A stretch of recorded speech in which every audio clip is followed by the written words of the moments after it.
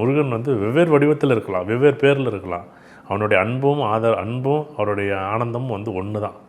எல்லாருக்கும் மகிழ்ச்சியாக இருங்க, எல்லோரும் நல்லா இருங்க, எல்லாம் சந்தோஷமாக இருங்க.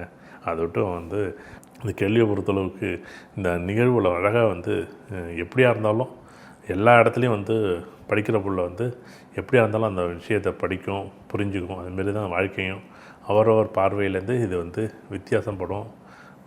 வெவ்வேறு நிலைகள் இருக்குது. அதை விட்டு அவரவர் நிலையிலேருந்து அதை கொண்டாடணும் இந்த ஆன்மீகத்தை. நீங்கள் நிறைய விஷயம் சொன்னீங்க சார் கடவுள் பற்றி.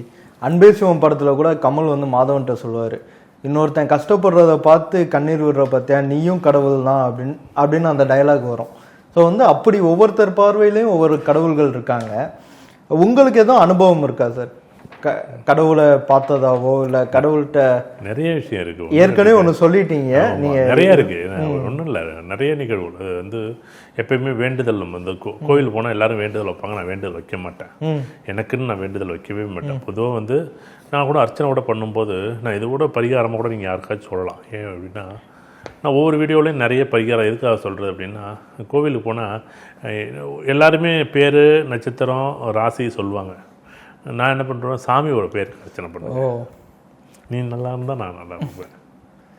நான் இப்போ ஒரு முருகன் கோயில் போயிருந்தேன், சாமி பேருக்கு அர்ச்சனை பண்ணேன். இது அதுதான் நான் உணர்றேன். எனக்கு படைக்கப்பட்டவன் நல்லா இருந்தேன், எங்கள் அப்பா அம்மா நல்லா இருந்தால் நான் நல்லா இருப்பேன். அவ்வளோதானே விஷயம். ஆனால் இல்லை நான் நல்லா இருக்கணும். நான் ஏன் நல்லா இருக்கணும்? எனக்கு என்ன தேவை நீ கொடுக்க போகிற, எனக்கு என்னன்னு நீ பாதை காமிக்க போகிற, எனக்கு எது நல்லது கெட்டதுன்னு என்னை கையை பிடிச்சி அழைச்சிட்டு போகிறா, எதுன்னு நீ வழிகாட்ட போகிறா, எனக்கு வழி மட்டும் காட்டு. நம்ம மறுபடியும் எல்லா கடவுள்கிட்டையும் கேட்குறது ஒன்று என்னென்னா, எனக்கு வாய்ப்பு மட்டும் கொடு, உழைக்கிறது நான் ரெடியாக இருப்பேன். வாய்ப்பு மட்டும் கொடு, நான் வேகமாக ஓடுறேன். ஏன்னா பிள்ளைங்க படிச்சுட்டு இன்றைக்கி வேலை இல்லை. நீ படித்த படிப்புக்கு வேலை இல்லை. படித்த படிப்புக்கு ஒரு வாழ்க்கையில் ஒரு வாய்ப்பமாக எடுத்துக்குங்க.